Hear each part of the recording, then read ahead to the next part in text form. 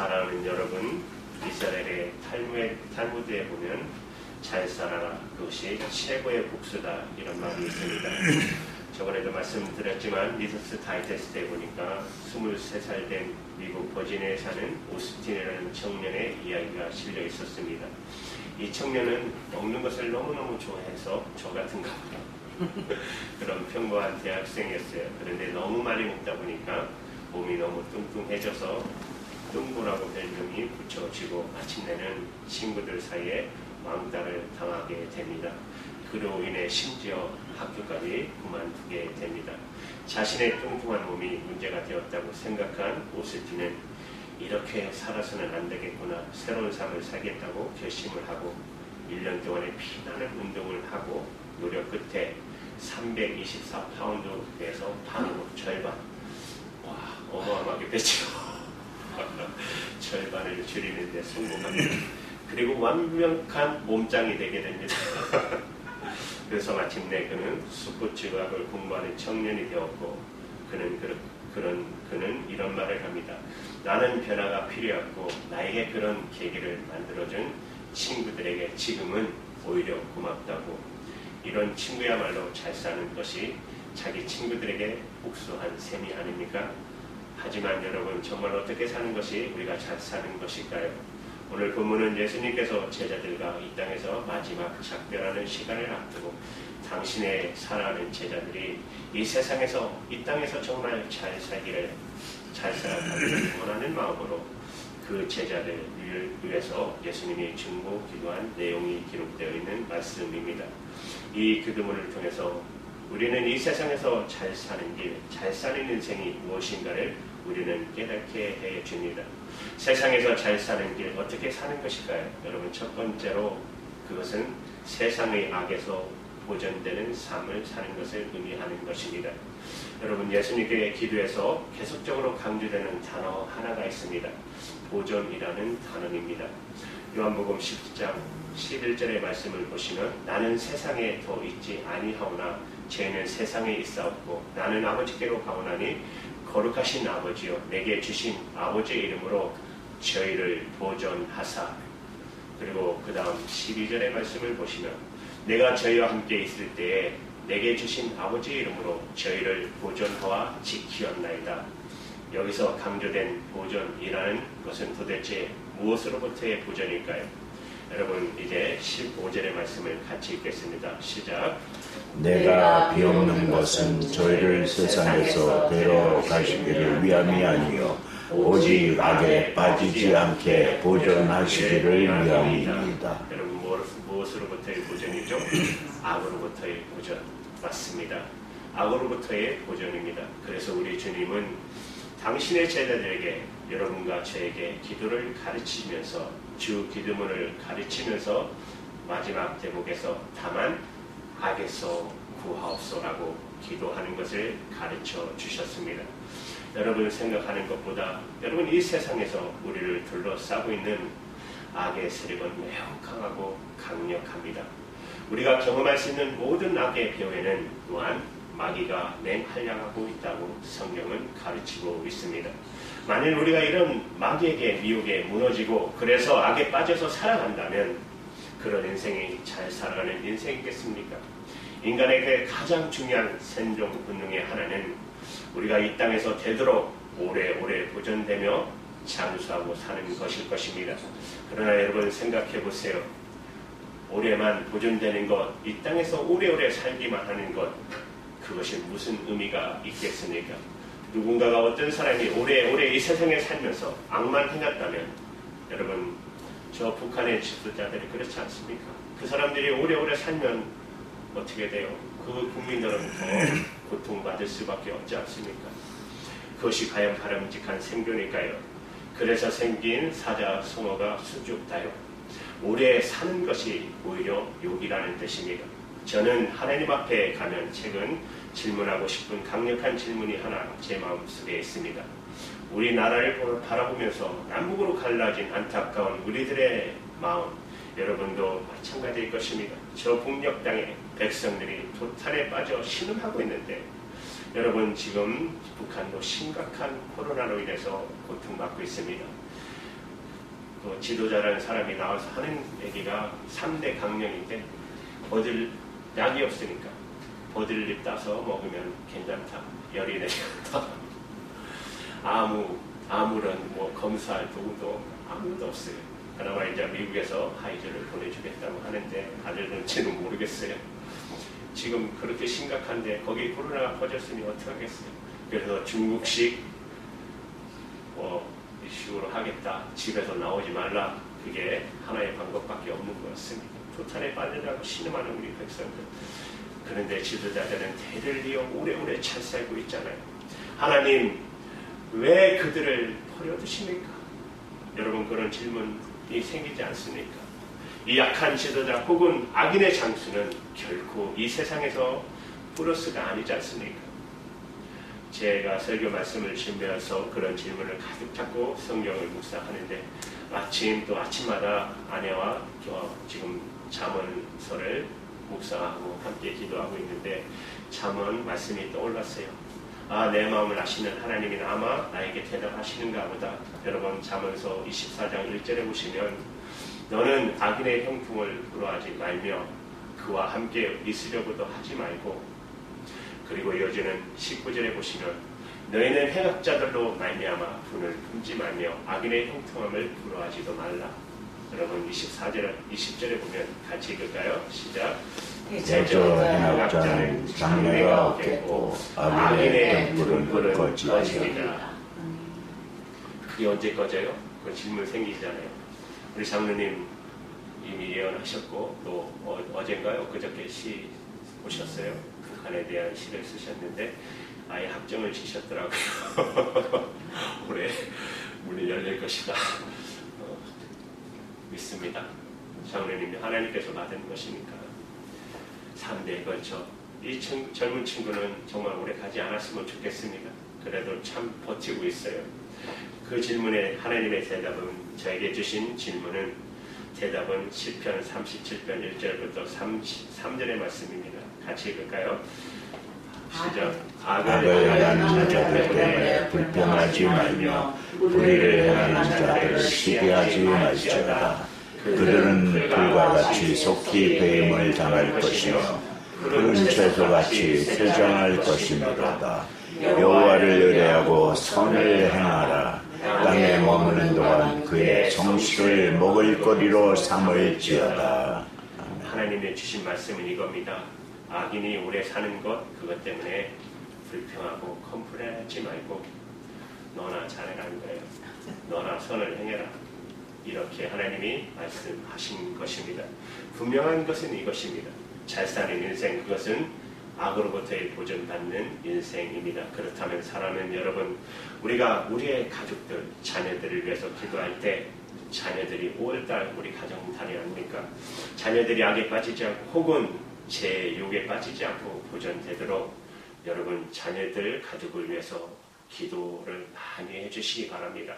꼭 기도하셔야 합니다. 정말 우리가 기도할 때입니다. 왜냐하면 여러분 한국 목회자 세미나 하는 걸 제가 들었는데 목사님도 정말 많이 오셨더라고요.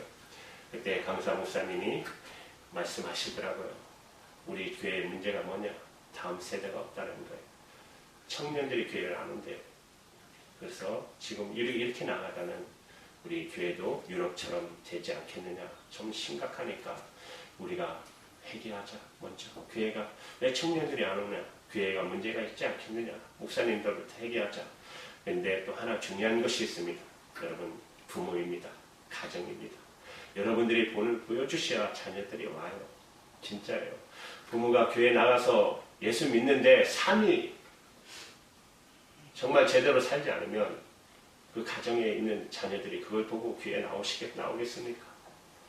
교회만의 문제가 아니에요. 여러분, 이것도 저 한번 친구들하고 저도 이런 문제로 다 얘기를 했었는데 교회에 대해서 자꾸 비판하기를 여러분 당신들도 조심하셔야 합니다. 부모가 제대로 교육을 못 시키고 본을 못 보이니까 자녀들이 떠나는 거지 왜 교회만 자꾸 책임 있다고 말하느냐고 제가 한번 얘기한 적이 있어요. 진짜입니다. 부모님들 여러분 자녀를 위해서 정말 예수 믿는다면 본을 보여주셔야 합니다. 또한 여러분 자신을 위해서도 기도하셔야 합니다. 악에서 보존되는 인생을 살게 해달라고. 그것이 이 세상에서 잘 사는 길이기 때문입니다. 사랑하는 여러분, 그렇습니다. 여러분 잘 사는 길, 이 세상에는 어떤 인생일까요? 이제 두 번째는 세상에서 주님의 기쁨을 충만하게 누리는 삶입니다. 그런 삶을 살 수 있어야 하는 것이에요. 우리가 잘 사는 인생, 잘 사는 길, 그러니까 지금까지 강조하는 것은 죄 안 짓지 않고 악에 빠지지 않는 그 삶. 그러니까 죄에 빠지지 않기 위해서 이것도 안 하고 저것도 안 하고 그런 인생만 사는 것. 여러분 너무 소극적이잖아요. 잘못하면 죄를 짓고 잘못하면 악에 빠지니까. 그러면 이것도 하지 말자, 저것도 하지 말자. 그럼 뭐래요? 너무 재미없잖아요. 그런데 오늘 말씀 13절에서 예수님께서 계속 우리를 위해서, 제자들을 위해서 기도하면서 이 말씀이 포함됩니다. 13절에 보시면 지금 내가 아버지께로 가오니 내가 세상에서 이 말을 함는 것은 죄로 내 기쁨을 제 안에 충만히 가지게 하려 함이니이다. 아멘. 내 기쁨이 그들 안에, 내 제자들 안에, 나를 믿는 자들 안에 그 기쁨이 있어서 그 기쁨을 충만히 누리게 하옵소서. 이렇게 주님이 기도하셨어요. 기쁨이 충만한 인생을 사는 것, 그게 우리를 향한 주님의 기대인 것입니다. 죄 안 짓고 죄악에 빠지지 않고 여기만 구원되어 있는 것이 아니라, 여러분 우리가 죄 안 짓고 악에 빠지지 않으려면 우리가 이런 생각할 때가 많지 않겠어요? 그거 세상에 살면서 쉽지 않다. 그렇지 않습니까? 어떻게 하면 돼요? 세상 빨리 떠나면 죄 안 지을 수 있어요. 그런데 주님은 아니다. 내가 기대하는 삶은 그런 삶이 아니다. 여러분 본문 15절의 말씀 우리 같이 읽을까요? 내가 모든 것은 저희를 세상에서 개하기를 위하여 하리요 다만 악에서 빠지 않게 도전하기 위함이다. 저는 그런 의미에서 기독교 신앙은 결코 현실로부터의 도피하는 삶을 가르치지 않았습니다. 우리는 세상에 살 때까지 살아야 돼요. 세상에 발을 내딛고 살면서 세상의 악에 빠지지 않는 삶을 주님이 기대한다는 것이에요. 그런 의미에서 기독교는 여러분 도피주의나 세속주의도 아닙니다. 우리가 도피주의를 경계하다 보면, 우리가 세속주의로 깊이 들어가다 보면 세속화되기 쉬워요. 그렇다고 우리가 세상을 떠나서도 안 되고, 기독교 신앙은 도피주의도 아니지만 그렇다고 해서 세속주의도 아닙니다. 한때 수도원 운동이 일어나는 것이 뭡니까? 세상과 등지면 자기들이 죄 안 질까 봐 모여서 수도원을 짓고 모여서 거룩한 삶을 살자 했지만, 하나님이 원하시는 삶은 그게 아니지 않습니까? 세상으로 들어가서 너희들이 세상의 빛과 소금이 되라고 했지, 너희들만 따로 모여서 죄 안 지려고 세상에 있으면 죄 질까 봐 결국 수도원 운동은 실패하게 되는 것입니다. 우리가 세상에 살면서 세속주의를 거부하기 위해서 뭐가 필요할까요? 여러분 요한복음 17장 16절의 말씀을 같이 읽겠습니다. 시작. 내가 세상에 속하지 아니한 같이 그들도 세상에 속하지 아니하였사옵나이다. 세상에 살지만 세상에 속한 삶을 살면 안 된다는 것입니다. 어떻게 가능할까요? 어떻게 그것이 가능할 수 있겠습니까? 여러분 요한복음 17장 오늘 핵심입니다. 17절 말씀을 우리에게 그것을 가르쳐 줍니다. 같이 읽습니다. 시작. 그들을 진리로 거룩하게 하옵소서. 아버지의 말씀은 진리이니이다. 그러니까 죄 안 지려고만 하지 말고 하나님 말씀 붙들고 살라는 것이에요. 이 말씀이 이 거룩한 삶을 살 수 있게 한다는 거예요. 왜냐하면 하나님의 말씀은 진리니까. 이 진리를 붙들고 살면 거룩함을 이루어 나갈 수 있다는 거예요. 우리 자신을 세속에서 지킬 수 있게 되고, 말씀을 붙들고 살면 그뿐만 아니라 세속화에서 내 자신을 지킬 뿐만 아니라 한 걸음 더 나가서 주님의 기쁨을 누리는 삶이 약속되어 있다는 말씀입니다. 여러분 우선 우리가 하나님의 말씀, 하나님 아버지의 말씀을, 거룩하신 하나님의 말씀으로 우리가 예수를 믿었을 때 우리는 놀라운 구원의 기쁨을 체험하지 않았습니까? 예수님을 인격적으로 나의 구주와 주님으로 마음속에 받아들이고 믿는 그 순간 하나님의 말씀은 우리가 구속함을 받았다, 우리가 제사함을 받았다고 가르치고 있어요. 그때부터 우리 입에서 여러분 흘러나오는 찬양, 이 찬양만 하면 우리 시사님 생각이 나요. 내 제사함 받고서 예수를 난 뒤 나의 모든 것 편했네. 지금 나의 가는 길 천국길이요. 주의 피로 내 죄를 씻었네. 나의 모든 것 편하고 그 피로 보석받았네. 하나님은 나의 구원 되시오니 내게 정잠이 없겠네. 이 찬양하시고 204장 찬양할 때마다 막 이렇게 손 흔드시면서 기뻐하시던 목소리를 생각납니다. 이 구원의 기쁨, 이 구원의 기쁨을 노래한 찬양입니다. 뿐만 아니라 내가 구원받은 그날부터 우리는 주님과 동행하는 삶의 기쁨을 누리게 되는 것입니다. 주님과 함께 걷는 삶을 살게 되는 것입니다. 여러분 이런 찬송 기억나십니까? 저 장미꽃 위에 이슬 아직 맺혀있는 그때에 기의 은은히 들리니 주의 음성 분명하도다. 주님 나와 동행하면서 나를 친구 삼으셨네. 그림이 뭡니까? 우리 서로 받은 그 기쁨을 알 사람이 없도다. 이 세상 사람은 절대로 몰라요. 주님과 동행하는 이 놀라운 기쁨을 절대로 몰라요. 또 이 찬송, 여러분 이 찬송을 부르면 참 편안한 마음을 느낍니다. 내 영혼이 은총이고 중한 재진 볶음 보니 슬픔 많은 이 세상도 뭡니까? 천국으로 하도다. 할렐루야 할렐루야 찬양하세. 주 예수와 동행하니 그 어디나 하늘나라.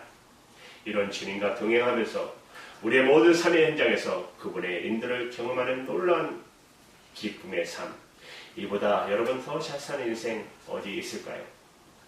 그리고 더 나아가서 우리 주님은 당신의 제자들이 살아야 할 삶의 모범으로서 어느 날 이런 기도를 통한 모범을 보여주셨습니다. 그분이 성령님을 통해서 하나님과 교통하는 기쁨의 삶을 기도로 보여주셨습니다. 여러분 누가복음 10장 21절의 말씀을 같이 읽을까요? 시작.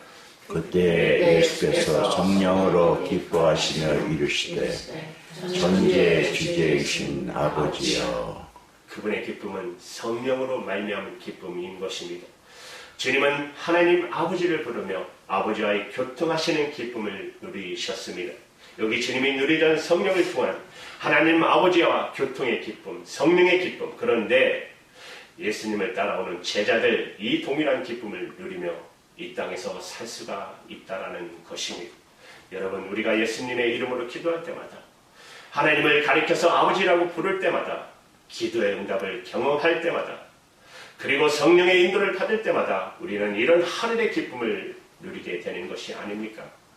이렇게 사는 것보다 여러분 이 세상에서 여러분 더 복된 더 잘 사는 길이 어디 있겠어요? 이것이 주님이 약속하는 삶인 것입니다. 잘 사는 인생, 잘 사는 길, 이런 길을 걸으면서 이제 마지막 세 번째 아버지 하나님의 것, 저와 여러분이 우리가 아버지의 것, 하나님의 것, 그의 자녀가 되어 인생을 살아야 한다는 것입니다.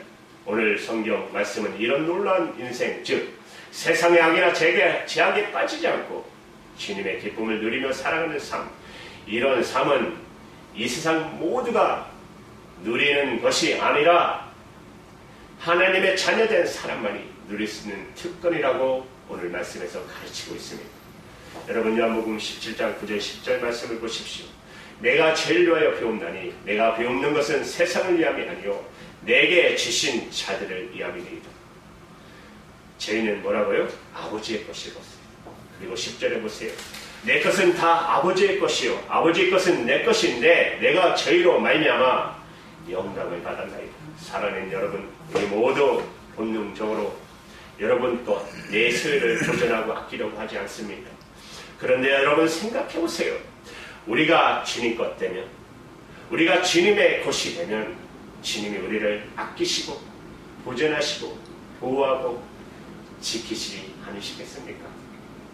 여러분 우리가 좋아하는 이사야 43장 1절의 말씀이 생각나지 않으십니까? 야곱아 너를 창조하신 여호와께서 지금 말씀하시느니라. 계속해서 또 말씀하세요. 이스라엘아 너를 지으신 이가 말씀하시느니라. 너는 두려워하지 말라. 내가 너를 구속하였고 내가 너를 지명하여 불러나니 너는 누구 것? 내 것이라. 아멘. 너는 내 것이라. 하나님의 선언입니다. 우리가 주님의 것이라. 주님이 우리를 창조하셨기 때문에, 주님이 우리를 구속주 대가를 지불하고 우리의 삶을 회복시켜 주셨기 때문에, 세상의 많은 사람 가운데 우리를, 저와 여러분을 불러주셨기 때문에 우리는 당신의 것이라. 여러분, 이제 중요한 것은 주님이 우리를 부르시고 우리를 초대할 때 우리가 그분께 응답하는 일입니다. 이것이 주님이 우리를 지명하여 그의 것을 삼아주시는 구원의 절차인 것입니다. 예수님이 이렇게 말씀하십니다. 요한복음 1장 12절에 영접하는 자 곧 그 이름을 믿는 자들에게는 하나님의 자녀되는 권세를 주셨으니, 우리가 예수 그리스도로 마음의 문을 열고 구주와 주님으로 영접하는 순간 우리는 합법적으로 주님의 것, 하나님의 자녀가 됐다는 사실입니다. 그리스도의 제자가 됐다는 사실입니다. 지금 우리가 묵상하고 있는 요한복음과 함께 요한계시록을 동시에 기록한 사도 요한은 요한계시록 3장 20절에서 이 초대를 이렇게 말씀하고 있습니다. 볼지어다 내가 문 밖에서 서서 두드리니 누구든지 내 음성을 듣고 문을 열면 내가 그에게로 들어가 그와 더불어 먹고 그는 나와 더불어 먹으리라. 사랑하는 여러분, 그렇습니다. 그분이 그래서 우리 마음의 문을 두드립니다. 우리의 집의 문에 대문을 두드립니다. 내 마음의 문을 두드리고 계십니다. 누군가 와서 우리 집의 문을 두드릴 때 문을 열면서 두 가지가 필요하지 않겠어요? 문을 열어주려면 두 가지가 필요하지 않습니까? 누구십니까? 왜 오셨어요? 예수님 뭐라고 대답할까요? 주님이 내 마음의 문을 두드리세요. 누구세요? 나 예수 그리스도야. 하나님의 아들이야. 너를 위해서 십자가에 못 박히신 분, 다시 사신 분, 너희 죄를 대신해서 저주와 심판을 받으신 분, 보혈을 흘리신 분, 그리고 다시 사심으로 새로운 생명길로 우리를 인도하고자 한 바로 그분, 나 예수야, 메시아야. 왜 오셨습니까? 너를 새로운 삶으로 인도하려고, 너를 놀라운 기쁨의 삶으로 인도하려고, 더 이상 세상의 악에 빠지지 않고 죄악에 빠지지 않고 내 기쁨을 내 안에서 누리는 그런 놀라운 삶을 너에게 선물로 주고 싶어서. 사랑하는 여러분, 그렇다면 그분이 지금 내 마음의 문을 두드릴 때 마음의 문을 활짝 여시기 바랍니다. 그리고 그분을 다시 한번 우리의 구세주로 주로 받아들이시겠습니까? 아멘 하셔야 돼요. 다시 한번 고백하세요. 제가 목사입니다. 제가 여러분들을 어쨌든 제가 아니지만 할 수 있는 건 계속된 고백입니다. 그렇지 않아요? 정말 예수를 제대로 믿는 고백밖에 없습니다. 하지만 예수님을 우리의 주님으로 구세주로 받아들이시겠습니까? 아멘. 이게 가장 중요해요. 예수 믿는 거. 수시로 고백하셔야 돼요. 어떤 분들은 30년 믿어도 나중에 하면은 대답을 못 하시는 분들이 의외로 많더라고요. 그러면서 제가 제일 안타까웠어요. 신앙생활하면서 제일 안타까웠던 게 어르신들 사이로 제가 많이 했잖아요. 막 이렇게 가끔 물어보시면 가봐야 알지.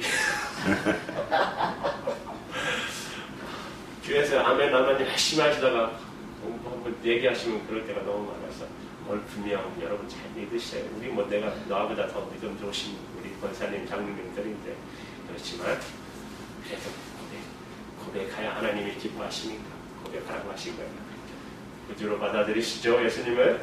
네, 기도하시겠습니다. 하나님 감사합니다.